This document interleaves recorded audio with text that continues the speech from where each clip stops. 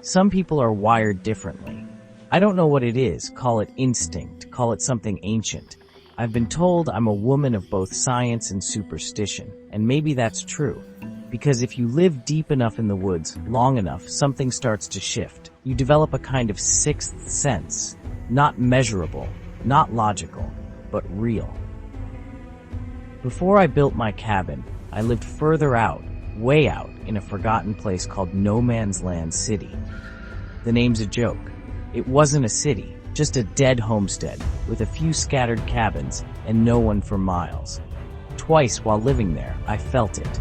A pressure in the air. A voice without words whispering, "Don't go outside." And I listened, because even though I've spent my life face to face with wolves, bears, and worse, this felt different. You ever been out in the wild, walking or hunting, and suddenly everything in your body says something's watching you? You stop. You scan the trees. And nothing moves, but the fear is real. It's never wildlife that scares me, never has been. I think what I felt both times was human. Maybe it's pheromones, maybe it's an ancestral survival skill buried deep in the brain. I don't know, but it's not nothing. It's never nothing. And let's be honest, if you're alone in the woods and you sense another person, it's terrifying. Any person, even a baby, especially a baby.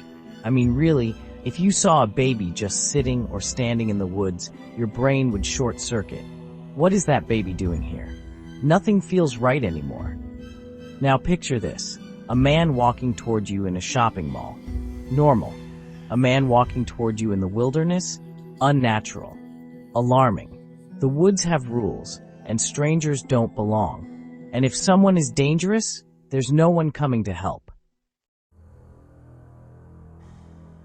The scariest moment of my life didn't come from an animal.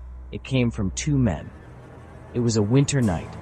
I was in my cabin, middle of nowhere, when my dog started growling. I've always had big dogs. Good ones. I looked out the window, and there they were. Two men standing just outside, in the dark, and they knew my name. I'd never drawn a gun before that night. But I did. They claimed they'd come to visit. But they were drunk, and the way they spoke, off. Threatening. I didn't wait to find out what they wanted. I drove them off.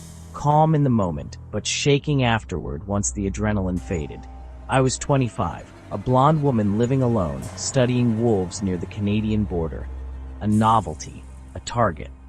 The next day, an old logger named Bob stopped me on the road. He looked me in the eye and said, "Heard you had visitors last night." I hadn't told a soul. The loggers had their own ways, CB radios, silent channels. Somehow, he knew. And then he said, "Don't worry. Won't happen again." He never said how he knew. He just made sure it stopped. People talk about mountain lions and grizzlies like they're the scariest thing out there. They're not. Animals kill to eat. That's nature. That's predictable. But humans are the real monsters in the woods, especially men who appear when no one should be there.